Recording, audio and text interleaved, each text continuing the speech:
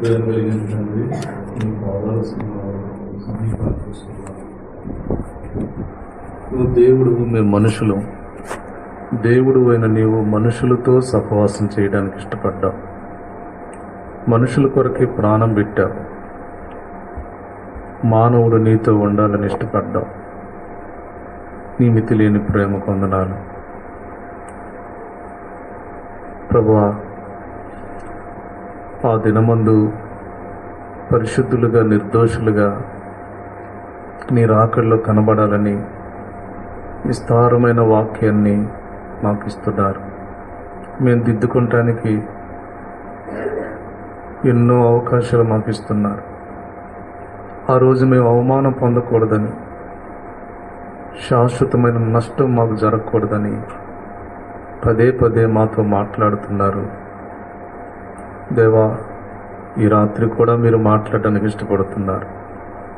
దాసుడైన నన్ను, మట్టి పాత్రలైన నన్ను మరుగు చేసి నీ మాటలు నా నోట ఉంచి మీరు మాట్లాడండి. మీ పిల్లలకు మేలు కలిగించండి, దీవించండి.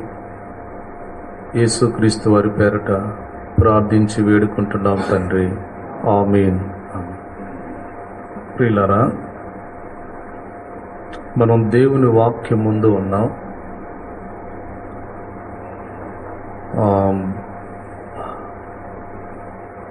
దైవజనుడు ప్రకాష్ అన్న ఒకసారి ఒక మాట చెప్పాడు. ఏం చెప్పాడంటే,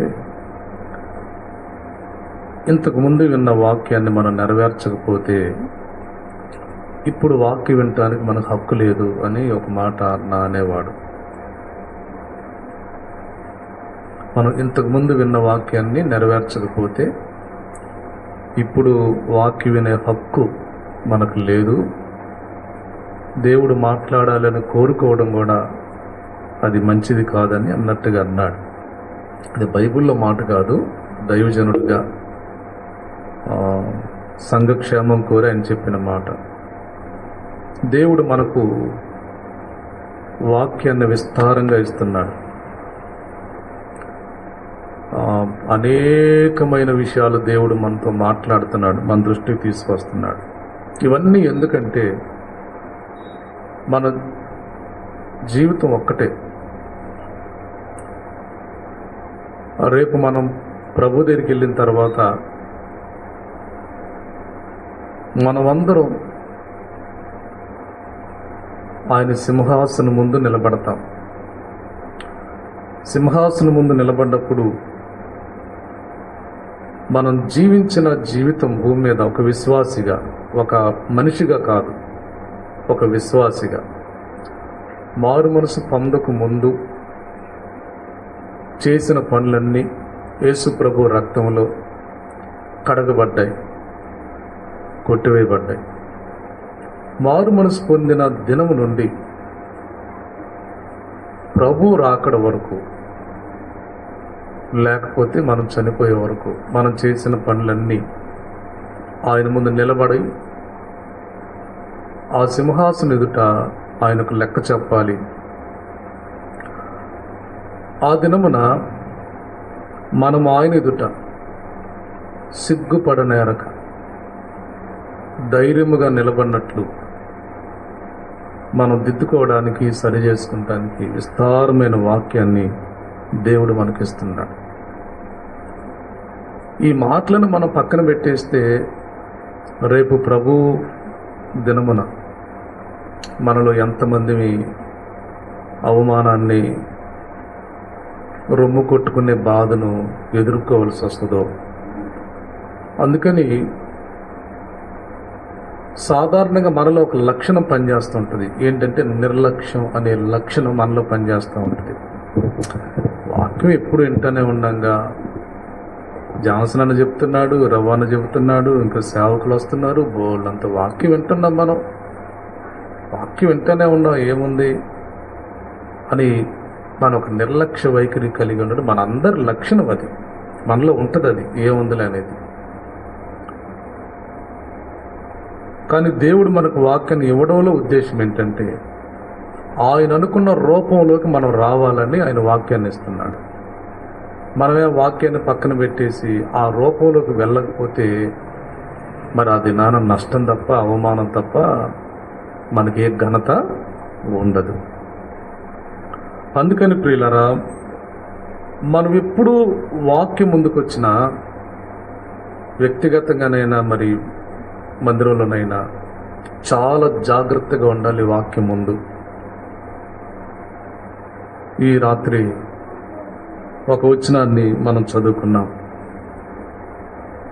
యెహోవా కొరకు ఎదురు చూచువారు నూతన బలము పొందుదురు. వారు పక్షి రాజుల వలె రెక్కలు చాపి పైకి ఎగురుదురు.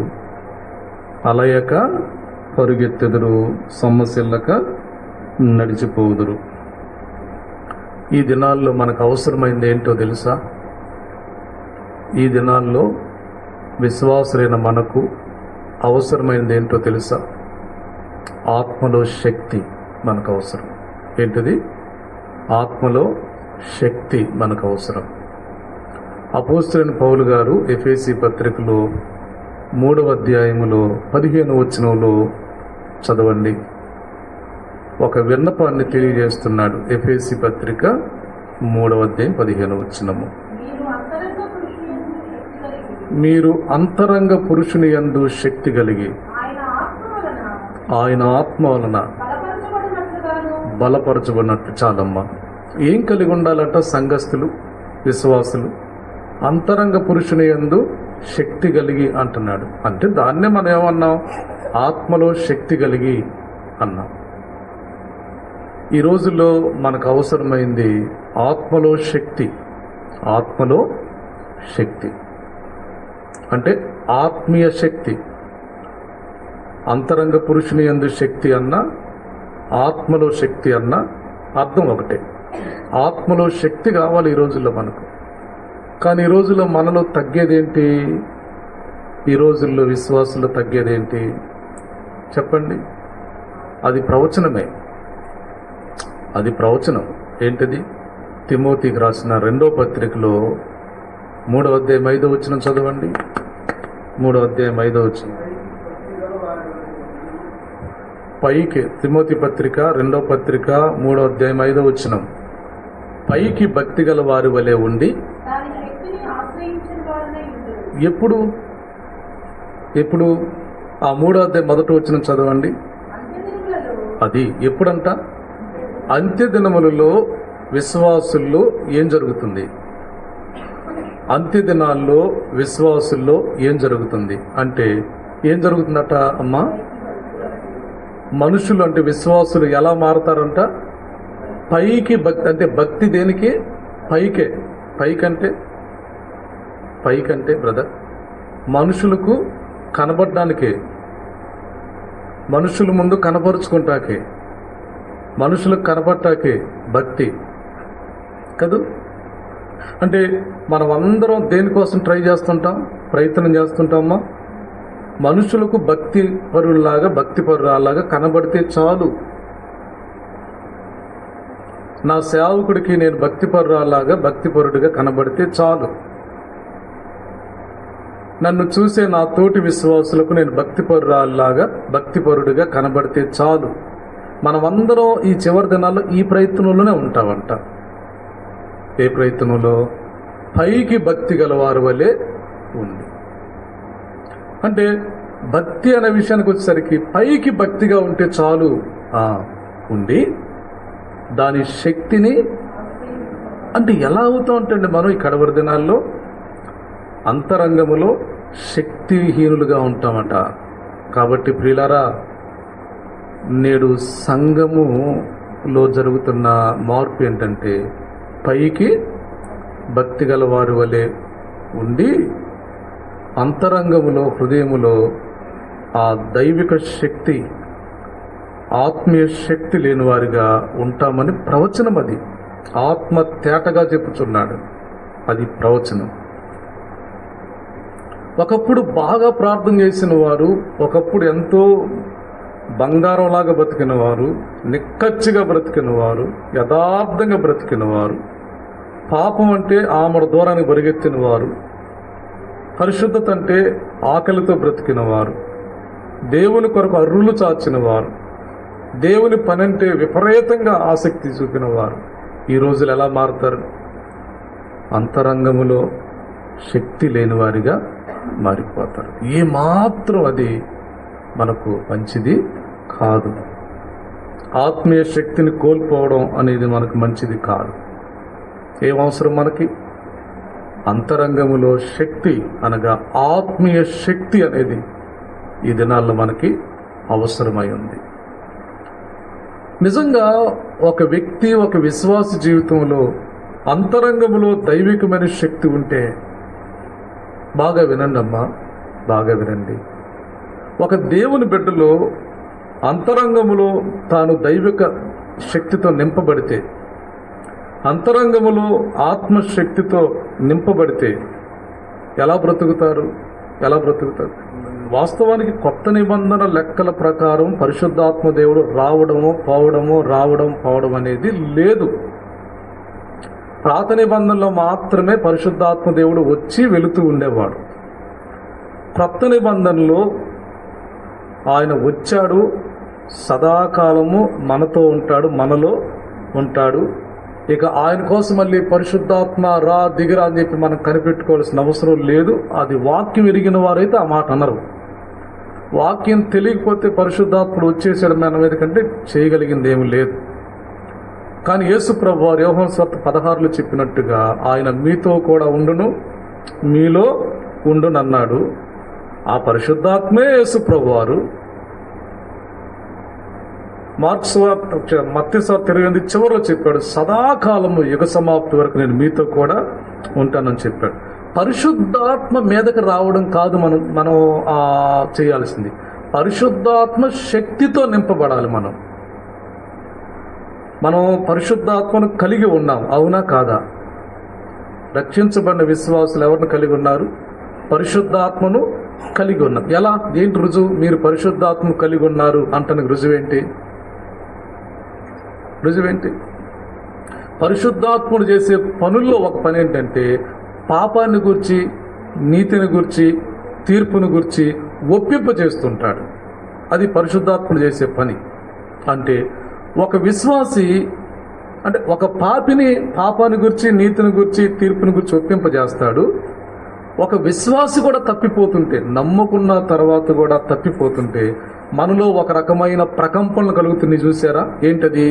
అమ్మో, నేను దేవుని బిడ్డనయ్యుండి ఇంత పనికి మాలిన పని చేసేదేంది? నేను దేవుని బిడ్డనయ్యుండి ఈ మాట మాట్లాడేనేంది? నేను దేవుని బిడ్డనయ్యుండి ఇంత చిన్నదానికి అబద్ధం ఆడేసానేంటి?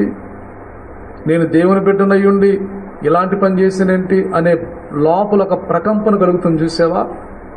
అది నీలో పరిశుద్ధాత్ముడు ఉన్నాడంటానికి గుర్తు అన్నమాట. అంటే పాపాన్ని గురించిన భయాన్ని మనలో కలిగించేవాడు ఎవరు? పరిశుద్ధాత్మ దేవుడు. సో రక్షించబడిన ప్రతి విశ్వాసలో పరిశుద్ధాత్ముడు ఉంటాడు. అది మనం నమ్మాలా. మళ్ళీ ఎవరో ఏదో చెప్పగానే వామ్మ అన్నయ్యో పరిశుద్ధాత్మ లేదంటే మరి ప్రత్యేకంగా ఉపవాసం ఉండాలంటగన్నా, కనిపెట్టుకోవాలంటగన్నా అని అంటే నీ కర్మ, ఇక నేను చేయగలిగింది ఏమీ లేదు. కానీ ఆయన వచ్చాడు, లోపల ఉన్నాడు. అయితే పరిశుద్ధాత్మ శక్తితో మనం నింపబడాలి. పరిశుద్ధాత్మ శక్తితో నింపబడాలి. we need not Holy Spirit now. ఇప్పుడు పరిశుద్ధాత్మ గురించి కనిపెట్టుకోవాల్సిన అవసరం లేదు. we need the power of Holy Spirit. అంటే పరిశుద్ధాత్మ యొక్క శక్తి మనకు అవసరం. ఇప్పుడు లోపల పరిశుద్ధాత్ముడు ఉన్నాడు, కానీ పరిశుద్ధాత్మ యొక్క శక్తితో మనం నింపబడాలి. అలా నింపబడ్డప్పుడు జరిగే పనులే ఒక 3 ఆ వచనంలో రాయబడ్డాయి. ఒక 3. మొదటిది, వారు పక్షిరాజుల వలె రెక్కలు చాపి పైకి ఎగురుదురు. మొట్టమొదటిది, మనం ఆత్మశక్తితో నింపబడితే, సహోదరులారా, మనము ఆత్మశక్తితో నింపబడితే, మనము పరిశుద్ధాత్మ శక్తితో నింపబడితే ఏం చేస్తామంటే పక్షిరాజుల వలె పైకి ఎగురుతారు. పక్షిరాజుని చూసారా మీరు ఎక్కడన్నా? పక్షిరాజు ఎలా ఉంటుందండి? పక్షిరాజు అంటే చూసారమ్మా, పక్షిరాజు అంటే గద్దే. అది భూమికి అందనంత ఎత్తులోకి వెళ్ళిపోద్ది అనమాట. భూమికి అందనంత ఎత్తులో తిరుగుతూ ఉంటుంది పరిశుద్ధ అది పక్షిరాజు. అంటే భూమి యొక్క ఆకర్షణ శక్తిని దాటుకొని దాదాపుగా అది ఆకాశానికి అంటుకుందా అన్నంతగా అది పక్షులన్నిట్లోకెల్లా పైన కనపడేది ఏది? పక్షిరాజు కదా. పక్షులన్నిట్లోకెల్లా పైన శాంతం పైన కనపడేది పక్షిరాజు. ఎంత ఎత్తున వెళ్ళిపోద్దో, ఎంత ఎత్తున అది విహరిస్తూ ఉంటుందో పక్షిరాజు. దేవుని ఆత్మశక్తితో నింపబడిన వారు చెప్పండి, పక్షిరాజుల వలె రెక్కలు చాపి పైకి ఎగురుతారు. దేని నుంచి పైకి? భూమి మీద నుండి పైకి. ఇప్పుడు దేవుని ఆత్మతో నింపబడిన వారు ఈ భూమి మీద నుండి పైకి అంటే అర్థం చెబుతా వినండి. భూమికి ఏ శక్తి ఉంది? గురుత్వాకర్షణ శక్తి ఉంది. అందుకే ఏ వస్తువు మనం గాల్లో వదిలేసినా ఏమైంది? అది కింద పడింది. నీళ్ళు ఇసిరెత్తే నీళ్ళు కింద పడతాయి, బంతి ఇసిరెత్తే బంతి కింద పడుద్ది కదా. ఏ వస్తువు విసిరేసినా అది కింద పడుద్ది. ఎందుకు కింద పడుద్ది అంట? ఎందుకు కింద పడుద్ది? భూమికి ఏముంది? గురుత్వాకర్షణ శక్తి ఉంది భూమికి. ఎంత లావు వస్తువునైనా సరే అది ఆకాశంలోకి విసరంగానే బలంగా భూమి మీదకి లాగేసిద్ది అనమాట. అది ఎవరు కనుక్కున్నారు ఈ సూత్రాన్ని? పర్లేదులే, ఎవరు కనుక్కున్నా పర్వాలేదు. న్యూటనమ్మా, అంతేనా? సరే, ఎవరు కనుక్కున్నా పర్లేదు కానీ విషయం మాత్రం గ్యారంటీ అది. కాబట్టి ఇప్పుడు పక్షిరాజు ఏం చేస్తుంది? ఈ భూమి యొక్క గురుత్వాకర్షణ శక్తిని దాటుకొని దాన్ని అధిగమించి ఆకాశంలోకి వెళ్ళి విహరిస్తుంది అనమాట. ఇప్పుడు వినండి, దేవుని ఆత్మతో నింపబడిన వారు, దేవుని ఆత్మశక్తితో నింపబడిన వారు ఈ భూమి యొక్క అనకుండా ఈ లోకం యొక్క ఆకర్షణ శక్తిని దాటుకొని వాళ్ళు పైన విహరిస్తూ ఉంటారు. లోకం యొక్క ఆకర్షణ శక్తి ఏంటది చెప్పండి? ఏంటది? లోకములో ఉన్నదంతయు. యోహాను రాసిన మొదటి పత్రిక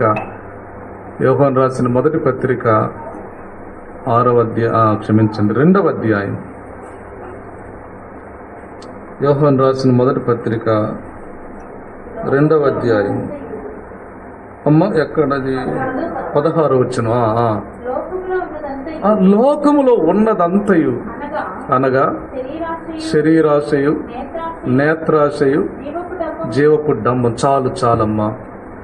ఇప్పుడు భూమి యొక్క గురుత్వాకర్షణ శక్తిని భూమికి ఏముంది? ఆకర్షణ శక్తి ఉంది. లోకానికి ఏముంది? ఆకర్షణ శక్తి ఉంది.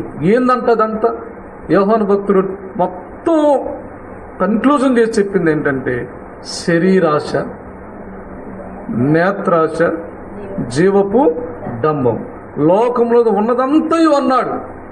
అంటమ్మా, లోకంలో ఉన్నదంతా ఏందంట? మూడు విషయాలు చెప్పేశాడు అంతే. లోకంలో ఉన్నదంతా ఏముంది? లోకంలో ఉన్నదంతా శరీరాశ, నేత్రాశ. నేనంటాను, ప్రపంచంలో ప్రతి మానవుడు ఏదో ఒక సమయానికి ఈ మూడిట్లో దేనికో దానికి చిక్కుబడిపోతాడు. ఏమనమానలేదు అందులో. భూమి మీద ఉన్న ప్రతి మానవుడు, పురుషుడే కానీ స్త్రీయే కానీ, గొప్పవాడే కానీ దరిద్రుడే కానీ, మనిషి అయి పుట్టిన ప్రతి వాడు ఏదో ఒక సమయంలో ఈ మూడిట్లో దేనికో దానికి ఖచ్చితంగా చిక్కుబడిపోతాడు. అయితే శరీరాశ, లేకపోతే నేత్రాశ, లేకపోతే జీవపు డంబం, ఖచ్చితంగా ఈ మూడిట్లో ఏదో ఒక దానికి చిక్కుబడిపోతాం.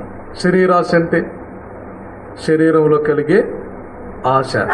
శరీరంలో మంచి ఆశలు కలుగుతాయి, దురాశలు కలుగుతాయి. శరీరంలో మంచి ఆశలు కలిగితే దురాశలు కలుగుతాయి శరీరంలో. నేత్రాశ అంటే కళ్ళతో చూడగా కలిగే ఆశ. కళ్ళతో చూడగా కలిగే ఆశలు మంచివి ఉంటాయి, చెడ్డవి ఉంటాయి. నేత్రాశ. మూడవది జీవపు డంబం. డంబం అంటే ఏంటమ్మా? డంబం అంటే ఏంటి చెప్పండి? జీవపు డంబం, గొప్ప, ఈ జీవితాన్ని గురించినటువంటి అతిశయం, ఈ జీవితాన్ని గురించినటువంటి గర్వం, ఈ జీవితాన్ని గురించినటువంటి డాంబికత్వం. కాబట్టి ప్రతి విశ్వాసి లేక ప్రతి మానవుడు ఈ మూడిట్లో ఏదో ఒక సమయంలో, ఏదో ఒక చోట, ఏదో ఒక దానికి చిక్కుబడిపోతాడు. కాబట్టి ఇప్పుడు ఈ ఆకర్షణను దాటుకొని మనం వెళ్ళాలంటే ఏం కావాలి మనకి? దేవుని ఆత్మశక్తితో మనం నింపబడాలి. దేవుని ఆత్మశక్తితో నింపబడితే మొదటిగా ఈ లోకంలో ఉన్న ఆకర్షణలను మనం దాటుకొని పైకి వెళ్ళగలుగుతాం అన్నమాట. ప్రియులారా, ఇవి దాటలేక సతమతం అయిపోతున్నారు మనుషులు, అల్లాడిపోతున్నారు. కుడితిలో పడ్డ ఎలుకలాగా కొట్టుకులాడుతున్నారు చాలామంది. కేవలం ఈ మూడిట్లో దేనికో దానికి చిక్కుబడిపోయి అల్లాడిపోతున్నారు. ఏం కావాలి చెప్పండి మనకు? దేవుని ఆత్మశక్తితో మనం నింపబడాల. దేవుని ఆత్మతో నింపబడాలి. రెండవది ఏమన్నాడు అక్కడ? అలయక పరిగెత్తదరు. అలయక పరిగెత్తదరు. పరిగెత్తటం అనేది దేనికి సూచన? దేవుని వాక్యంలో పరిగెత్తటం అనేది దేనికి సూచన? పౌలు భక్తుడు ఒక మాట చెప్పాడు, విశ్వాసమున కర్తయు దానిని కొనసాగించేవాడైన యేసు వైపు చూచుచు పందెపు రంగంలో ఓపికతో బాగా చెప్పారు. ఆత్మీయ జీవితానికి సూచన. ఇందాకటిది శోధనలను జయించాలంటే దేవుని ఆత్మతో నింపబడితే తప్ప శోధనను జయించలేము. అర్థమైందా? దేవుని ఆత్మశక్తితో నింపబడితే తప్ప శోధనను జయించలేము. అన్నా చెడు తలంపులు వస్తున్నాయి అన్నా చెడు ఆలోచనలు వస్తున్నాయి అన్నా చెడ్డ కళ్ళు వస్తున్నాయి తెల్లారేసరికి మనసంతా ఒక రకంగా అయిపోతుంది ఎవరన్నా చూడగల చెడ్డ ఆలోచనలు వస్తున్నాయి అటు బయటికి పోగల చెడు తలంపులు వస్తున్నాయి అయ్యో, ఎంత బాధాకరమైన విషయం. దీన్ని ఎలా జయించాలి? ఇది జరగకుండా అయితే ఉండదు. ఇది ఎలా జయించాలంటే దేవుని ఆత్మశక్తితో నింపబడితే తప్ప ఈ శోధనను జయించటం అసాధ్యం. ఇక అక్కడగా అలాగే సతికిలు పడిపోయి కూర్చొని, అట్లాగే పడిపోయి కూర్చొని ఎప్పుడు పోతాయో నాయన, నా మైండ్ నిండా ఇవే ఉంటున్నాయి, నా మనసు నిండా ఇవే ఉంటున్నాయి, ఎక్కడికి పోయినా నా మైండ్ దీంతో నిండిపోతుంది, ఈ చెడ్డ ఆలోచనలు, చెడు తలంపులు, నేను అసలు నా వల్ల కావట్లేదు, నేను కంట్రోల్ చేసుకోలేకపోతున్నాను, నా వల్ల కావట్లేదు, ఎప్పుడు పోతాయో ఏవలే ఈ భక్తి జీవితం చెప్పి కొప్పుగోలు కూర్చుంటే కుదరదు. దేవుని ఆత్మతో నింపబడితే తప్ప శోధనలను జయించటం కష్టం. అది మొదటిది. రెండవది, వాళ్ళు అలయక పరిగెత్తెదరు. పరిగెత్తడం అంటే ఆత్మీయ జీవితానికి సూచన. చూడండి, ఎందుకని కొంతమంది ఆత్మీయ జీవితాన్ని ప్రారంభించి మధ్యలో సతికిల పడిపోతారు? ఆత్మీయ జీవితాన్ని ప్రారంభించి మధ్యలో ఆగిపోతారు. ఆత్మీయ జీవితాన్ని ప్రారంభించి మధ్యలో ఎందుకు ఇక నా వల్ల కాదులే అని ఆగిపోతారు. నా వల్ల కాదు.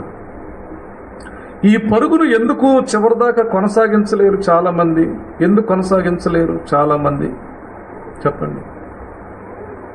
మన మందిరానికి ఒక ఆమె వచ్చేది అంతకుముందు ఎప్పుడు. ఆ తర్వాత నేనే వద్దని చెప్పాను, రావద్దులేమ్మా అని చెప్పాను నేనే. అసలు స్టార్టింగ్లో వెలిగింది ఒక వెలుగు, మామూలుగా వెలగల. ఎట్ట వెలిగింది? ఎట్టుందంటే ఇప్పుడు ఇది వెలిగిస్తారు చూసారా? సరే స్విచ్ బుడ్డే అనుకోండి, వెలిగిగా ఏమైద్ది? అది ఆ 1/2 నిమిషమో 30 నిమిషమో ఎంత కాంతి ఇచ్చిద్దో, దాని సౌండు, దాని వెలుగు చూడబుద్ధి అయింది కదా. మొన్న దీపావళి కూడా చేసి పెట్టుంటారుగా. అది ముట్టించగలనే దాని అసలు ఒక్కసారిగా అస్సలు శబ్దం వచ్చేసి అసలు ఆ వెలుగు ఆ పువ్వులు భలే కొట్టది. ఎంతసేపు ఉంటుంది అది? ఒక్క అర నిమిషం అయిపోగానే మళ్ళీ మరి ఏమైద్దో వెలుగు ఏమైపోద్దో అది ఏమైపోద్దో ఒక్కసారిగా అట్లా ఉండేదండి. అబ్బో ఆ మనిషి ఆ ప్రార్థన, అసలుకి ఆ ప్రార్థన నా దగ్గరికి వచ్చి కూర్చున్న దగ్గర నుంచి ఒకటే దేవుడు ముచ్చట తప్ప ఇంకో ముచ్చట్లేదు, దేవుడు ముచ్చట తప్ప ఇంకో ముచ్చట్లేదు. ప్రార్థన చేస్తున్నానయ్య, మా అమ్మాయి ప్రార్థన చేస్తున్నానయ్య, మా అబ్బాయి ప్రార్థన చేస్తానన్నయ్య, అసలు మా అమ్మాయి ప్రార్థన చేస్తుందన్నయ్య అని చెప్పేసి వాళ్ళ అమ్మాయి చేసే ప్రార్థనల్లో నాకు చెప్పేది. మా అబ్బాయి భలే ప్రార్థన చేస్తున్నాడు అన్నయ్య అని చెప్పి వాళ్ళ అబ్బాయి చేసే ప్రార్థన అంతా చెప్పుకొచ్చేది నాకు. మందిరంలోకి వచ్చి ప్రార్థన చేసేది. ఏయో దోసకాయలు ఇంకా ఏ ఉంటే తీసుకొచ్చి చెప్తా ఉండేది. ఇంకా ఆ చిక్కుడుకాయలు, మాకు అక్కడ ఎక్కువ కూరగాయల బండి ఎక్కువగా, ఇప్పుడు ఎవరు ఇట్లా తీసుకొచ్చి మొత్తానికి భలే ఆసక్తి చూపించేదండి. కొంతకాలం తర్వాత మనిషి ఎట్ట తయారైందంటే ప్రార్థన అయిపోగానే ఇంటికి పోయి ఎవరో ఒకరు పక్కింటితో ముచ్చట్లు పెట్టుకోవడం, ప్రార్థన అయిపోగానే వెళ్ళిపోయి ఏదో ఒక ముచ్చట దగ్గర ఏదో ఒక దగ్గర తిరగటం, ఏం పని పాట ఉండదు. ఎవరన్నా మంగళగిరి దాకా వస్తామంటే అలంబడి పడిపోయేది, పనే ఉండదండి. అప్పుడు నేను ఒక రోజు అడిగాను, అమ్మా ఏం బాగాల, నీ పద్ధతి బాగాల, నీ వైఖరి బాగాల, నువ్వు ఒక విశ్వాసివి ఒకటి, రెండు ఒక ఆడ మనిషివి, ఏంటిది నీ పద్ధతి ఏంటి? పైగా ఆమె ఎవరితో వెళుతుందో ఆ మనుషుల యొక్క విధానాల సాక్ష్యం నాకు బాగా తెలుసు. పోస్ట్ కాడికంటే పోస్ట్ కాడికి, పోస్ట్ తెలుసుగా మీకు, అమ్మ నాందయ్య గారి కొట్టు దగ్గర షాపు అక్కడికి, అలాగ గుంటూరు అత్త వెళ్తా ఉంది. నేను ఎప్పుడన్నా వెళ్తుంటే మా రేంద్రపాడు బస్ స్టాండ్ దగ్గర అదేంటి ఆ రోడ్డు మీద కనపడేది, ఏమైంది వాళ్ళతోనా అనుకునేవాడిని నేను. ఆ తర్వాత అడిగితే ఏందమ్మంటే ఊరికి రమ్మన్నారంట. అట్లాగిన ముచ్చటే, వాళ్ళని ఎక్కువ వేసుకున్న ముచ్చటే. అయ్యో, ఆ తర్వాత మెల్లగా నైట్ కొడుకులకి మానేసింది. సరేలే పాపం ఆడ మనిషి కదా, ఆమెకి ఏం బాధలు ఉన్నాయని చెప్పి నేను అనుకున్నాను. ఆ తర్వాత మెల్లిగా ఆరాధన కూడా ఎగ్గొట్టి నెలకోసారి వస్తుంది, నెలకొకసారి. అసలు ప్రారంభం చెప్పాక మీకు చిచ్చుబుడ్డి వెలిగినట్టుగా వెలిగింది ఆ ప్రార్థన. ఆ మనిషి వాళ్ళ పిల్లల పాటలు, వాళ్ళ పిల్లల ముచ్చట కూడా చెప్పేది నాకు, ఆత్మీయ ముచ్చటే, ఎంత ప్రార్థన చేస్తారన్నా అని. ఇప్పుడు పిల్లలు కాదు, ఏమే ఇదైపోయింది, ఇక ఆరాధన కూడా రావట్లేదు.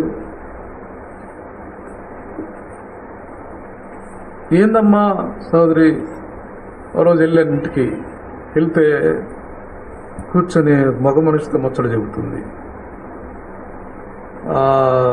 వందనాలమ్మ అన్నాను. ఇక ఎక్కువసేపు నేను ఉండలేకపోయాను, నాకు మనసు అంగీకరించలేదు, వెనక్కి తిరిగి వచ్చేసాను.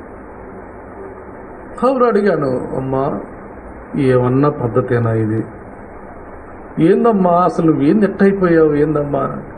ఏందన్నా తమ్ముడు వరస అన్నా అంటుంది. తమ్ముడన్నా అంటుంది. ఆ తర్వాత నేను మాట్లాడిన తర్వాత ఒక నెలకి 2 నెలలకు వచ్చింది. ఇక నెల 2 నెలలు ఇట్లా వస్తుంది.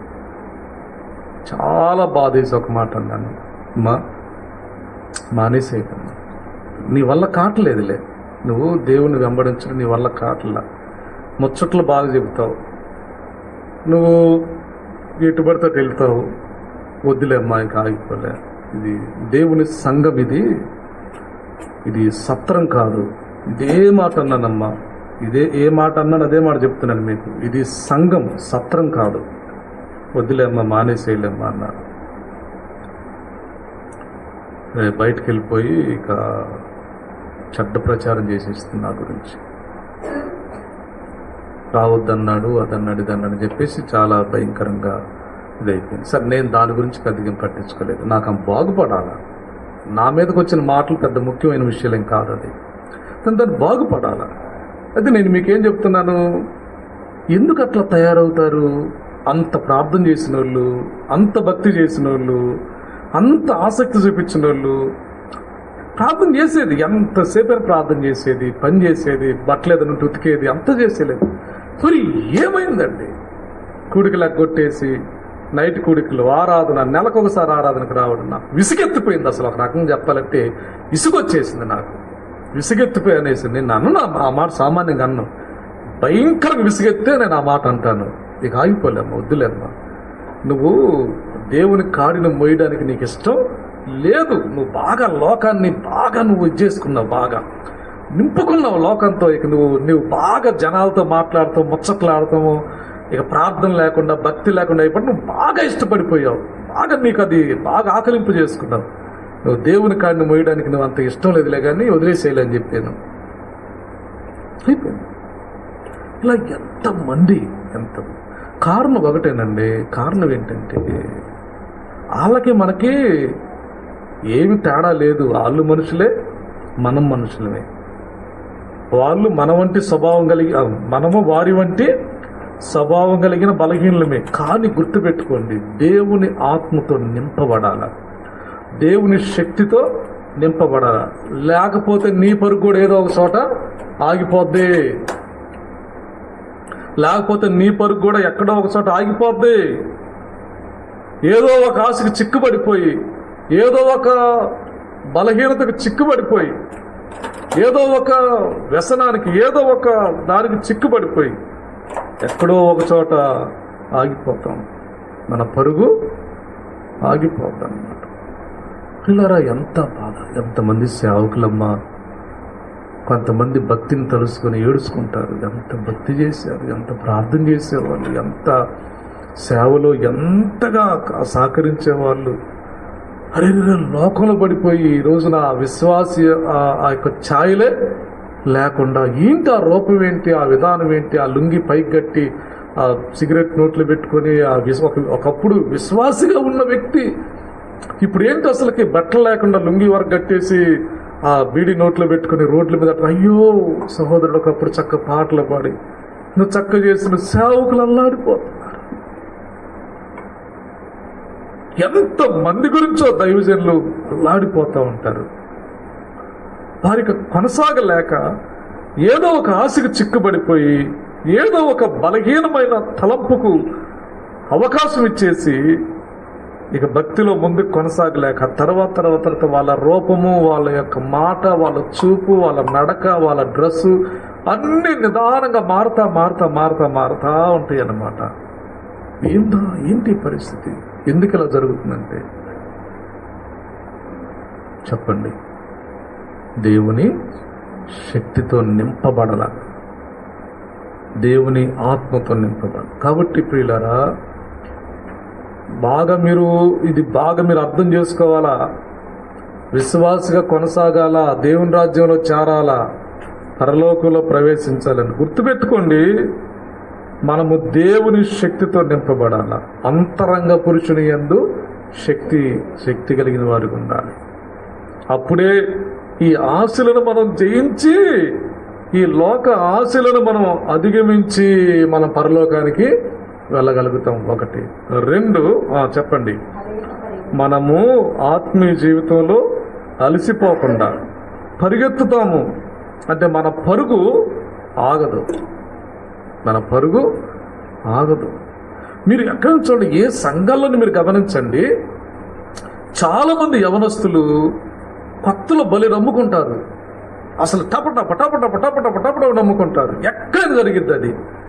కానీ కొద్ది కాలం పోయేసరికి కొంతమంది యవనస్తులు లోకాశలకు చిక్కుబడిపోయి, ఏదో ఒక వ్యసనానికి ఏదో ఒక చిక్కుబడిపోయి, కొంతమంది పెళ్ళిళ్ళు అయినాక పనికి రాకుండా పోతారు. ఇక పెళ్ళిళ్ళు అవుతాయి, అప్పుడు దాకా ఇక స్విచ్ బుడ్డే. ఇక ఏది పాటలు కానీ, ప్రార్థన కానీ, సేవ కానీ, పరిచర్య కానీ ఇక తారాస్థాయికి వెళ్ళిపోతారు. ఇక ఎప్పుడైతే పెళ్ళి అయిద్దో ఒక అవిశ్వాసకు ఎవరికో ఇచ్చి చేస్తారో అక్కడి నుంచి ఏమిలో ఉన్న వేడి, ఏమిలో ఉన్న ఆత్మీయత, ఏమిలో ఉన్న ప్రార్థన, ఆ దైవికమైన ఆ రూపము అదంతా పూర్తిగా మారిపోద్ది అన్నమాట. పూర్తిగా మారిపోద్ది. ఆ లెక్కలే మారిపోతాయి. ఇక నేను ఇలా ఒకప్పుడు ప్రార్థన చేసిన నా ఛాయలు కూడా ఆమెలో కనపడవు. పెళ్ళిళ్ళు అయిన తర్వాత చాలా మంది బలహీనలైపోతారు, శక్తిహీనలైపోతారు. ఇక భక్తి ఉండదు, ప్రార్థన ఉండదు, ఏముండదు, అదొక రకంగా కొనసాగిపోతూ ఉంటారు. ఏందమ్మా గోల రంగేసేవిందమ్మా, నేను మా అమ్మ వేసింది అన్న, ఆహా, మీ అమ్మాయికి నీకు తేడా లేదమ్మా, గోల రంగు వేసావు ఎందుకమ్మా, అమ్మాయి వేసింది అన్న, అమ్మాయి పెట్టుకుంటా అంటే అయిపోయింది. ఇక ఆ గోల రంగు వేసినప్పుడు అర్థమైపోయింది, నువ్వు రూటు మార్చేసావు అని అర్థమైపోయింది కదా. అంతా శుభ్రంగా మరి ఇప్పుడు మారు మనసు పొందక ముందేమో విధవరాల్లాగా ఏం పెట్టుకోకుండా ఏమి లేకుండా, అసలు మారు మనసు ఇది పెళ్లి కాకముందు అండి, మారు మనసు పొందకుండా అంటున్నా, పెళ్లి కాకముందు విశ్వాసగా ఉన్నప్పుడు విధవరాల్లాగా ఏమి లేకుండా చక్కగా అలా. మరి ఏమైందో ఏమో తర్వాత మొత్తం ఎంత చేసినా ఏదో ఒకటి చిన్నది కనపడక ఏదది ఓ మల్లెపు ఏదో ఒకటి కనపడి ఎక్కడో ఒక మూల లోపల పెట్టుకొని వెళ్తా ఉంటారు. అది నా పోటు మొదలష్టపడి కనపడుతుంటాయి అట్టాటి అన్నీ. అమ్మా ఇంకెందుకు ఆ ఒకటి మాత్రం ఎక్కువ ఎందుకు దాని అవసరత ఏముంది? నువ్వు బాగానే ఉంది, శుభ్రం బయలుదేరావు, బాగానే ఉంది, అటుకో వెళ్తున్నావు, బయలుదేరావు, అది ఏందంట, దాంతో వచ్చే లాభం ఏందంట అంటే దాన్ని ఆడో ఒక మూల ఒకటి నొక్కిది తీసిపోతే, లేదా ఏదో ఒకటి పెట్టుకొని వెళ్తుంటారు. వీళ్ళు ఎవరంటే వీళ్ళు అయిపోయారు. ఎప్పుడైతే మనకు దేవుని మీద నుంచి వేరే దాని మీదకి వెళ్తుందో అప్పుడే మన భక్తిలో తేడా వచ్చిందని అర్థం అన్నమాట, అంతే. ఎప్పుడైతే మన మనసు ఈ భౌతిక సంబంధ విషయాల మీదకి వెళ్తుందో ఖచ్చితంగా అది తేడా వచ్చిందని అర్థం అనమాట, అంతే. కానీ ఒప్పుకోరు కొంతమంది. బలవుడులాగన్నా దేవుడు అంటే మాకు ఎంత ప్రేమో తెలుసా.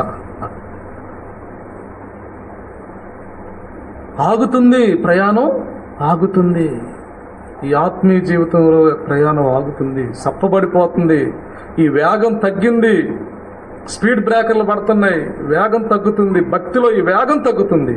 దీనికి కారణం ఏంటంటే దేవుని ఆత్మశక్తి మనలో లేకపోవటాన్ని బట్టి, దేవుని ఆత్మశక్తి లేకపోవటాన్ని బట్టి. రైట్.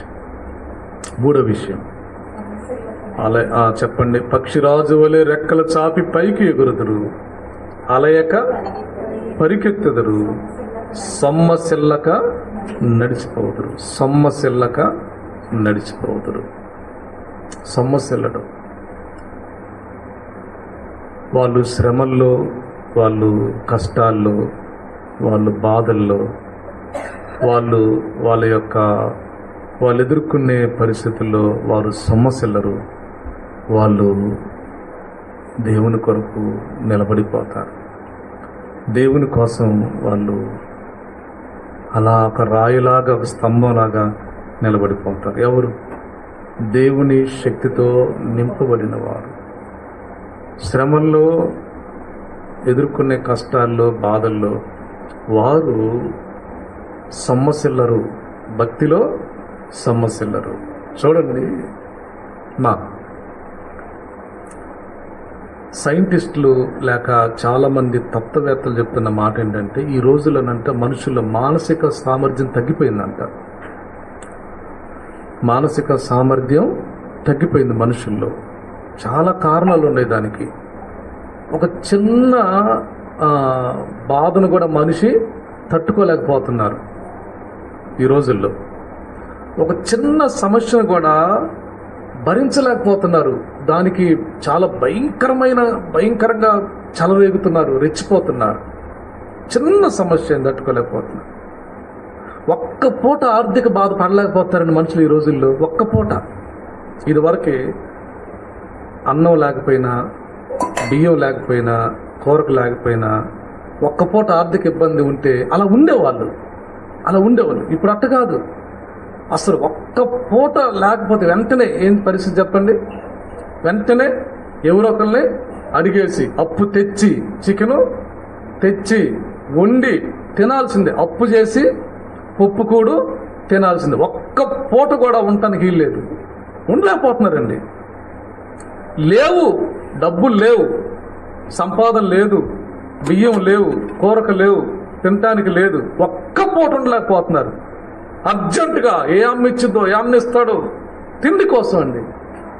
హాస్పిటల్కు, చదువుకు అత్యవసరత అది వేరే విషయం. కేవలం తిండి కొరకు, ఏదో వస్తువుల కొరకు వెంటనే అప్పులు చేసేసేసి ఒక్క పూట. ఇదివరకు మన అమ్మోళ్ళు, మన నాన్నోళ్ళు లేకపోతే అట్ట పస్తులు ఉండేవాళ్ళు. ఇదివరకు రోజుల్లోనండి చాలా పౌరుషంగా బతికారు ఆ రోజుల్లో. ఇప్పుడు బజార్ను పడుతున్నారండి అప్పులు చేయటానికి. బజార్ను పడుతున్నారు దేనికి? తిండికి, చీరలకి, బట్టలకి. అంటే మైండ్ వీక్ అయిపోయింది మనుషులకి. మైండ్ వీక్ అయిపోయింది, ఉండలేకపోతున్నారు. ఒక్క మాట అంటే భరించలేకపోతున్నారు. ఒక చిన్న విషయాన్ని కూడా భరించలేకపోతున్నారు ఈ రోజుల్లో. అందుకని మనుషుల్లో ఏం తగ్గిపోయింది? మానసిక సామర్థ్యం తగ్గిపోయింది ఈ రోజుల్లో. అంతే కదండి విడాకులు. ఎందుకండి పెళ్ళిళ్ళైన కొద్ది రోజులకి విడాకులు ఎందుకు? పెళ్ళిళ్ళైన కొద్ది నెలలకి విడాకులు ఎందుకంటే మానసిక సామర్థ్యం లేదు యవనస్తుల్లో. ఏది తట్టుకోలేకపోతున్నారు, ఏది బ్యాలెన్స్ చేసుకోలేకపోతున్నారు, ఏది భరించలేకపోతున్నారు. వద్దు అంతే, నా వల్ల కాదు అంటే తల్లిదండ్రులు ఏం చేస్తున్నారు? మా వల్ల కాకపోతే సర్దుకొని వచ్చామా అంతే. మనుషుల్లో ఈ మానసిక సామర్థ్యం లేదు, తట్టుకోలేకపోతున్నారు. ఏ చిన్న విషయాన్ని కూడా భరించలేకపోతున్నారు కదా. సొమ్మసిల్లిపోతున్నారు, బాధపడిపోతున్నారు, ఎగురుతున్నారు, కేకలేస్తున్నారు, అరుస్తున్నారు. ఓ పిచ్చి పట్టిన వాళ్ళకిలా కేకలేస్తున్నారు, పిచ్చెక్కిన వాళ్ళకిలా ఇళ్లలో అరుచుకుంటున్నారండి ఒకళ్ళొకళ్ళు. అంటే దేన్ని కూడా తట్టుకునే శక్తి మనుషులకి లేదు. కేకలేస్తున్నారు, అరుస్తున్నారు. భర్త అరుస్తాడు, భార్య అరిసిద్ది. ఇద్దరు కేకలేస్తుంటే పిల్లలు అట్లాగే గుడ్లు అప్పగించుకొని చూస్తుంటారు.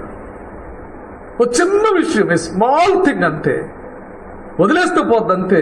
కానీ మనుషుల్లో ఆ సామర్థ్యం ఉండలేదు. చిన్న చిన్న విషయాలు కూడా విడాకుల్లాకి వెళ్తుంది.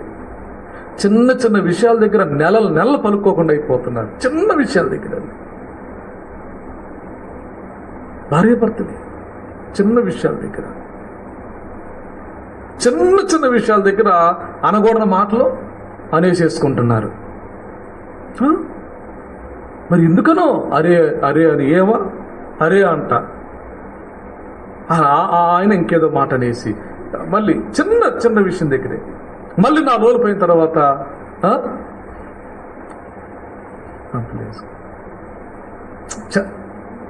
తొందరపడ్డాను అనవసరం. ఈ 4 రోజుల తర్వాత వచ్చే ఈ పశ్చాత్తాపం ఆ రోజు వస్తే ఎంత బాగుంటుంది? రాదు. ఎందుకంటే మనకు ఆ స్టామినా లేదు, మన దగ్గర ఆ స్టామినా లేదు, ఆ సామర్థ్యం లేదు. అనేయడమే, వదిలేయడమే. ఎందుకంటే అది పోతుందండి మనుషుల్లో. ఆ గౌరవము, ఆ పరువు, ఆ ప్రతిష్ట, గౌరవంగా బ్రతకడం, వ్యక్తిత్వాన్ని కాపాడుకోవడం, ప్రతిష్టగా బ్రతకడం పోతుంది మనుషుల్లో. లేదు. ఇప్పుడు ఎంత మంచోడైనా బజార్ను పడుతున్నాడు ఈ రోజున. ఇది లేక, మానసిక సామర్థ్యం లేక. ఎంత బాగా బతికిన వాళ్ళైనా ఎక్కడో ఒక మార్చోడు బజార్ను పడిపోతున్నారు. మానసిక సామర్థ్యం లేక ఎంత బలహీనలు అవుతున్నారో. అమ్మ, నాన్న, తల్లిదండ్రులు, బిడ్డలు చిన్న విషయాల దగ్గర కొంపంతా కొల్లేరు చేసుకుని పడేస్తున్నారు అంతే. మనం ఇట్లా కేకలు వేసుకొని అరుసుకొని మీదకి వెళ్ళిపోయి నాన్న కుటుంబాలు గందరగోళం చేసుకుంటుంటే మనం చూసే వాళ్ళందరూ ఏమనుకుంటున్నారు? అంతకాడకి ఎందుకండి ప్రార్థనలకు పోవటం, అంతకాడకి ఎందుకు ప్రార్థనలకు పోవటం అంటున్నారు. ఏమి లేదమ్మా మన దగ్గర అంతే. అమ్మ ఎందుకు ఉప్పులో కూరలు అమ్మ ఉప్పు తగ్గించావు, రోజు బాగానే వండుతావు, ఇప్పుడేంది ఎందుకు తగ్గించావు? అజ్జాలిక మీరు పడకేయటానికి ఏంది? ఏమంటారు ఇక? ఎవరో కలిసి అది వండించుకోవాలి అట్టయితే. ఇక వద్దులే, రేపు నుంచి నేను అనలే, ఎవరో కలిసి అది వండించుకోవాలి, నేను అనలే అట్టయితే. అమ్మాయి నేను ఏమన్నాను? రోజు బాగానే వండుతున్నావు, ఈ పూట ఎందుకు కొంచెం వేస్తే బాగుంటుంది కదా అనే కదా నేను అంది. అంతకంటే నువ్వేం చేస్తున్నా, నువ్వు శేషుడు గడుగులాగా నువ్వేమైనా చేస్తావా, నువ్వేమైనా చేస్తావు, నాకేమైనా సహకరిస్తావా? కూరలో ఉప్పులైతే బాగా పట్టుకుంటావు, ఇట్టాదైతే బాగా పట్టుకుంటావు, నేను చేస్తావు, పెద్ద శేషుడు గడిలాగా మాట్లాడుతున్నావు. ఇంతలో ఉప్పు తగ్గిందన్న దానికి నువ్వు వేసుకునే సొద మామూలు అనమాట. దీనికి ఏంటండి అది ఉప్పు తగ్గిందన్న మాట దగ్గర? దానికి కూడా మళ్ళీ ఇళ్ళకి ఫోన్లు చేసి గందరగోళం చేయటం, జస్ట్ ఉప్పు తగ్గిందన్న దానికి. ఏముంది నీ దగ్గర? నీ స్టామినా ఏంటి? బ్రదర్స్ అంటే చిన్న చిన్న విషయాల దగ్గర అది పెద్ద అగ్నిగుండం చేసుకోవటం, దాన్ని పెద్ద అగ్నిగుండం చేసుకోవటం, దాన్ని లాగటం, డంక్ లాగటం, మళ్ళీ మధ్యరేత్రులు లేపిలే లే. అవును, మధ్యాహ్నం నేను సరిగ్గా పట్టించుకోలేదు, కానీ ఏంది నువ్వు అన్నది? నా సామె, నాకు నిద్ర వస్తుంది, నాకు నిద్ర కూడా పట్టట్లేదు, పడుకొని తలనొప్పిగా ఉందంటే, పడుకున్నావులే, పుట్టిన కాంచి పడుకుంటానే ఉండవుగా, ఈ ఒక్కరెత్తు నిద్ర లేకపోతే ఏం కాదులే, పుట్టిన కాంచి పడుకుంటానే ఉండవుగా లే. అవును, మొన్న ఏది అన్నం ఏంది, నాకు గుర్తులేదు, అట్టన్నం ఏంది అనొచ్చు అసలు అట్టగా అని అంటాం. అయ్యా నీ కాళ్ళు పట్టుకుంటాను ఆయన, వదిలేయ్యా, నీకు దండం పెడతానంటే వదిలేస్తాను, నేనే పట్టుకోలేదు అంటానే ఉంటాం, గట్టిగా పట్టుకునే ఉంటాం అనమాట. అంటే కొంపలు తగలబడి సిగ్గు సెరవులకు మళ్ళీ బైబిల్ పట్టుకుని వస్తాను మందిరానికి మనం.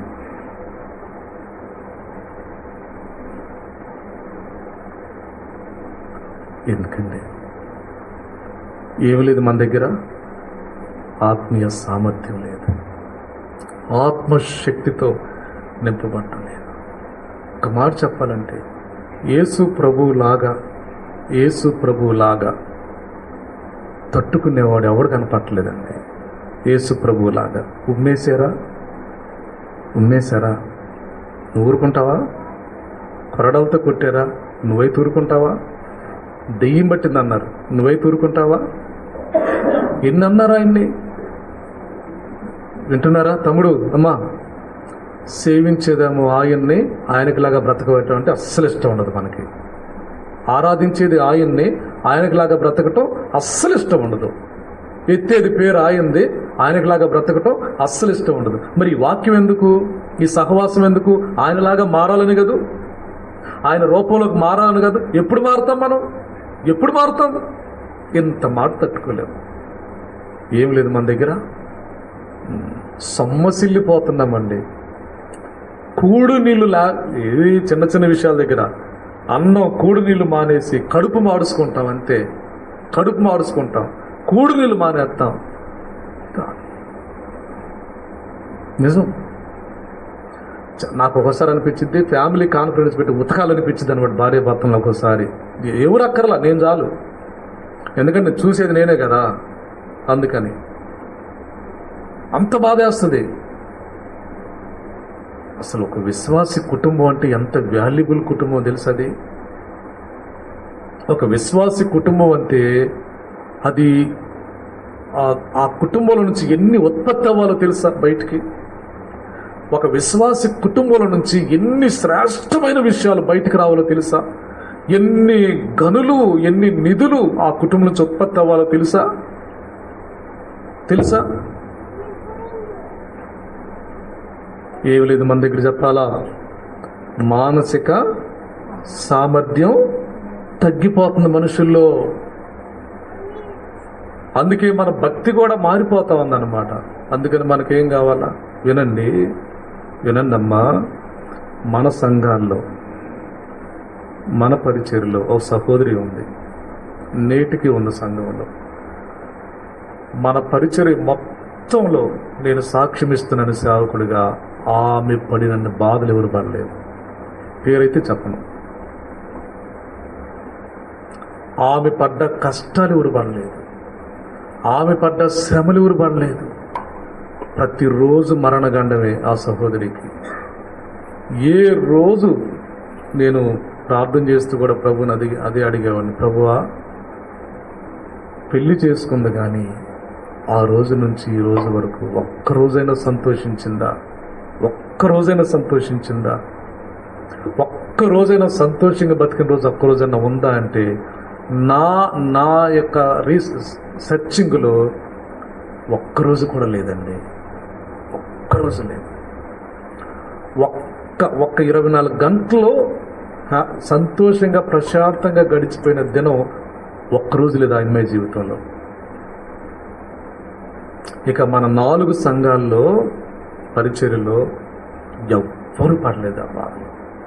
అంత శ్రమ, అంత మానసిక బాధ, ఇటు భర్తతో అటు పిల్లలతో పడిన వేదన బాధ అంతా ఇంత కాదు.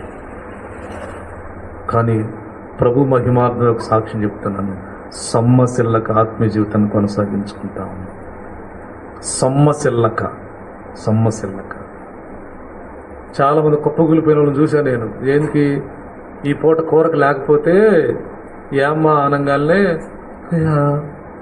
అయ్యా ఏందమ్మా, సాయంత్రానికి తెలిసింది విషయం ఏందంట, ఈ పూట కూర వండుకోలేదు. ఈ పూట కూర వండుకోలేనందుకు ఆ ముఖం మార్చేసి ముఖం అంతట పెట్టేసి ఇహట అయ్యా అని ఒక పూట కూరకు లేనందుకు. కానీ ఆ సహోదరి ఒక పూట కాదు, రోజులు తరబడి తిండికి లేని రోజులు గడిపింది. ఆ అమ్మాయి కడుపు మార్చుకొని పిల్లలకి ఏదో కొంచెం కోట బియ్యం వండి, రేషన్ బియ్యం వండి కొంచెం కలిపి పెట్టి పిల్లల్ని అట్టన్నిటికీ నెట్టేసింది. వారం రోజులు తిండికి లేకుండా ఒంటరి జీవితం. బాబా రాత్రి పగళ్ళు ఘోరమైన మంచం మీద పొడిగొడు కూడా ఆలోచించేవాడిని. ఆ సహోదరి ఎలా ఉందో, గబాలు లేసి మంచం మీద నుంచి దిగి మోకరించి ప్రార్థన చేశాను, ప్రభువా బిడ్డను కాపాడు ప్రభువా, ఆ సహోదరిని కాపాడు ప్రభువా అని ప్రార్థన చేసేవాడిని. ఉలిక్కిపడి లేచేవాడిని, కాపాడు ప్రభువా ఎలా ఉందో. కానీ దైవజనుడిగా సాక్ష్యం ఇస్తున్నాను, సోలిపోలేదండి, సొక్కిపోలేదండి, సొమ్మసిల్లిపోలేదండి, నిలబడిపోయిందండి ప్రభు కొరకు. కారణం ఏంటో తెలుసా? కారణం ఏంటి చెప్పనా? నేను సిగ్గుపడుతూ చెప్తున్నాను. ఇప్పుడు మోకరించిందంటే తెల్లారిదాకా ప్రార్థన చేసేది ఆమెన్న పరిస్థితుల్లో. అలా ఎన్ని రోజులు చేసిందో. అలా నైట్ పనులన్నీ అయిపోయిన తర్వాత మోకరిస్తే నైట్ అంతా ప్రార్థన చేసేది. పిల్లలు వాళ్ళకు అనారోగ్యం ఉందంటే, వాళ్ళ పరిస్థితులు బాగాలేదంటే నైట్ అంతా ప్రార్థన చేసేది. ఇంట్లో ఆర్థిక ఇబ్బందులు ఉన్నాయంటే కూర్చొని అలా ప్రార్థన చేసేది. ఒకరోజు తీర్మానించుకున్నది, ఒక టైంలో ఒక 20 రోజులు లేక 21 రోజులు ఉపవాసం ఉండి ప్రార్థన చేయను, ఒక నెల ఉపవాసం ఉండి ప్రార్థన చేయలేను. ఉంది. నేను అక్కని అడిగా, అమ్మాయి ఏంటి బాగా చిక్కుబడిపోతుంది, సమస్యల ఏమైనా ఇబ్బందులు అని అడిగేవాడిని. ఇబ్బందులు బాగానే ఉన్నాయి, సమస్యలు బాగానే ఉన్నాయి, కానీ మరి అంత చిక్కుబడిపోయింది ఏంటమ్మా అంటే 21 రోజుల నుంచి ఏమీ తినకుండా ఉపవాసం. అబ్బా తుఫానులే ఎదుర్కొందా, సునామీలే ఎదుర్కొందా, అగ్నిలో గుండానే నడిచిందా, ఎంత ఘోరమైన శ్రమలు అనుభవించిందో ప్రియులారా. ఒకసారి నాకు అనిపిస్తుంది, ఏం గవాళ్ళు ఎప్పుడైనా ముందుకు వచ్చి ఏందయ్యా అని అంటదేమో నన్ను భయవేసిద్ది. నాకు తట్టుకోలేక భరించలేక అంటదేమో అనుకుంటా. వస్తుంది భయంకర విషయం చెప్పిద్ది నాకు, ఇదన్నా పరిస్థితి అంటది. ఆ మాట చెప్పగానే నాకే నీరసం వచ్చింది, నేనే కృంగిపోతా, నేను సోలిపోతా ఇక్కడ. కానీ వెళ్తా అంటది, అన్నా మీరేం ఆలోచన చేయబోతుంది, ప్రార్థన చేయండి చాలు అంటది. అంతే. ఎవరి మీద బరువు పెట్టదు. అన్నా ఆలోచన చేయబాకండి అన్న, పరిస్థితి అయితే క్రిటికల్గానే ఉంది, ప్రార్థన చేయండి అన్న అంటది. అనారోగ్యం సమస్యలు, ఆర్థిక సమస్యలు, కుటుంబ సమస్యలు, పిల్లలతో సమస్యలు, ఎంత శ్రమ. నాకు తెలిసి మన సంఘాల్లో ఆమె పడ్డ బాధలు ఎవరు పడలేదు. కానీ ఈరోజు కూడా సొమ్మసిల్లక భక్తి జీవితాన్ని కొనసాగిస్తూ ఉంది. ఘోరమైన శ్రమలు ఎదుర్కొంది. కారణం ఒకటే, తమ్ముడు అమ్మ బాగా ప్రార్థన చేసేది, చదువు పెద్దగా లేదు, అయినా కూడా బైబిల్ని ఎట్టగట్ట అది తెలుసుకోవాలా, అదేందో తెలుసుకోవాలా, అక్కడ ఏముందో తెలుసుకోవాలా, దేవుడు ఏం మాట్లాడుతుందో తెలుసుకోవాలని బాగా చదువుతుండేది దేవుని వాక్యాన్ని. దేవుడు ఆమెకు సహాయం చేస్తున్నాడు, నిలబెడుతూ ఉన్నాడు. ఏ రోజుకు కావలసిన కృప ఆ రోజు ఇస్తున్నాడు ఆ సహోదరికి, ఏ రోజుకు కావలసిన సహాయం ఆ రోజు దేవుడు అనుగ్రహిస్తున్నాడు, మొత్తానికి నిలబడుతుంది. ప్రభు సహాయం చేస్తుంది. దానికి కారణం ఒకటండి, దేవుని శక్తితో నింపబడటం అన్నమాట. నేను అనుకుంటాను, ఆమెకు వచ్చిన శ్రమలు కానీ ఇంకెవరికన్నా వస్తే ఒకవేళ నేను అనుకుంటాను ఎవరు నిలబడలేరండి. అంత ఘోరమైన శ్రమలు వచ్చిన సహోదరి కానీ నిలబడింది ప్రభు కొరకు. సొమ్మసిల్లక ఆత్మీయ జీవితంలో నడిచిపోతూ ఉంది. అర్థమవుతుందండి. అంటే ఏమవసరం మనకి, ఏమవసరం తమ్ముడు? దేవుని ఆత్మశక్తితో మనం నింపబడాలా. ఏమన్నాడు చదవండి మళ్ళీ ఒకసారి 31వ వచనం. యెహోవా కొరకు ఎదురు చూచువారు. ఇప్పుడు ఆ బలం మనకు ఎలా వస్తుంది? యెహోవా కొరకు ఎదురు చూడటాన్ని బట్టి. ఎదురు చూడటం అంటే ఏంటి? ఎదురు చూడటం అంటే కనిపెట్టుకోవడం, ఎదురు చూడడం అంటే ప్రార్థన చేయడం, ఎదురు చూడటం అంటే ఆయన పాదం దగ్గర కనిపెట్టుకోవడం. అర్థమైందా? కాబట్టి ఇప్పుడు మనం ఎందుకు ప్రతిరోజు 3 పూటలు ఎందుకు తింటున్నాం? మనం 3 పూటలు ఎందుకు తింటున్నాం? మనం ఆరోగ్యం కొరకు. అంటే ఏ రోజు ఓపిక ఆ రోజు మనకు కావాలి, ఏ రోజు శక్తి ఆ రోజు మనకు కావాలి కాబట్టి ప్రతిరోజు తింటున్నాం మనం. అంతేనా? ఇవాళ తిన్నది రేపు సరిపోతుందని మనం అనుకోవట్లా, ప్రతిరోజు తింటున్నాం కదా మనం. అర్థమైందా? గుర్తుపెట్టుకో సహోదరుడు, సహోదరి, నిన్న చదివిన వాక్యం ఒక నెలకు సరిపోతుంది అనుకోబాకు.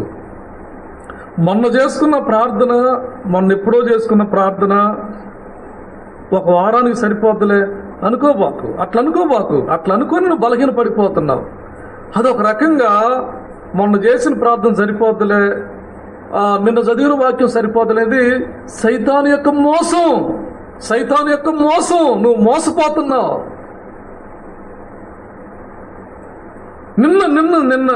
మొన్న చదువుకున్న వాక్యం సరిపోతులేవు, మొన్న చేసుకున్న ప్రార్థన సరిపోతులే అని సరిపెట్టుకుంటున్నావు. మోసపోతున్నావు, భ్రమపడుతున్నావు. శరీరానికి ఎట్లాగైతే ఏ రోజు శక్తి ఆ రోజు మనకు కావాలో, ఆత్మకు కూడా ఏ రోజు శక్తి ఆ రోజు మనకు కావాల్సిందే. నిన్న చేసుకున్న ప్రార్థన, మొన్న చదువుకున్న వాక్యం సరిపోతుంది అనుకోబాక. దుష్టుడిని మోసం చేస్తున్నాడు. అట్లా చేసి మనల్ని సాతాను అట్లా భ్రమ పెడుతున్నాడు. అందుకే మనం సరిపెట్టేసుకుంటున్నాం. 2 అధ్యాయాలు చదువుకున్న సరిపోద్దులో 4 రోజులకు అనుకుంటున్నాం మనం గంటన్నర చేసే ప్రార్థన ఇది ఒక వారానికి సరిపోద్దు అనుకుంటున్నాం. అలాగూ మోసపోతున్నాం. ఏ రోజు శక్తితో, ఏ రోజు మనం కావలసిన ఆత్మశక్తిని ఆ రోజు మనం ప్రార్థన ద్వారా, వాక్యం ద్వారా పొందుకోవాలి. అర్థమవుతుందండి.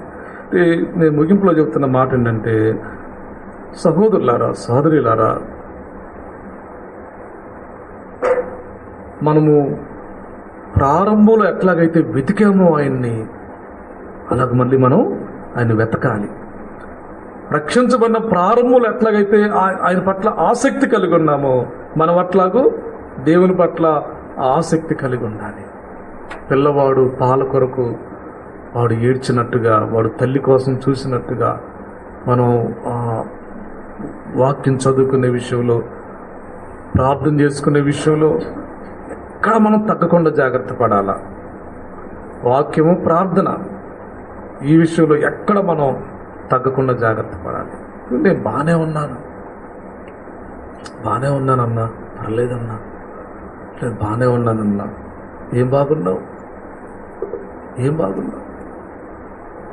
నువ్వు బాగానే ఉన్నాను అన్నప్పుడే నువ్వు బాగలేదని, ఆ మాటకి ఆ అర్థం అదే. ఏం బాగున్నావు? బాగానే ఉన్నానన్నా, పర్లేదన్నా.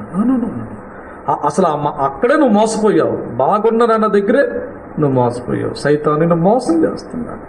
సహోదరులారా, సోదరులారా, మనం ప్రార్థనలకు వెళ్ళబోయే ముందు మరలా చెప్తున్నాను, వాక్యాన్ని బాగా చదవండి, తక్కువ చేయబాకండి.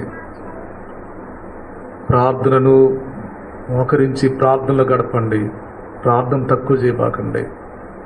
నిదానంగా ఒక రకమైన బలహీనతలకు పడిపోయి ఇక నువ్వేదో ఒక రకంగా అయిపోయి ఇక నాకు ఇంటి పని సరిపోతుంది, ఆ పని సరిపోతుంది, ఈ పని సరిపోతుంది, నాకు కుదరట్లేదు, నేనేం చేసేది, నా వల్ల కావట్లేదు, నువ్వు ఇట్లా అయిపోయావు అనుకో, తర్వాత ఎక్కడో ఒకసారి నీ ప్రయాణం ఆగిపోతాయి, కుప్పగూలిపోతావు, ఆత్మీయంగా పతనమైపోతావు.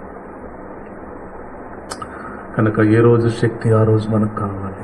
దేవుని ఆత్మతో మనం నింపబడాలి. గుర్తుపెట్టుకోండి. నిన్న ఒక చిన్న కాసేపు మనం ప్రార్థన చేద్దాము, ముగించుకుందాము. ఓ చిన్న విషయం చెప్తాను, గుర్తుపెట్టుకోండి. నువ్వు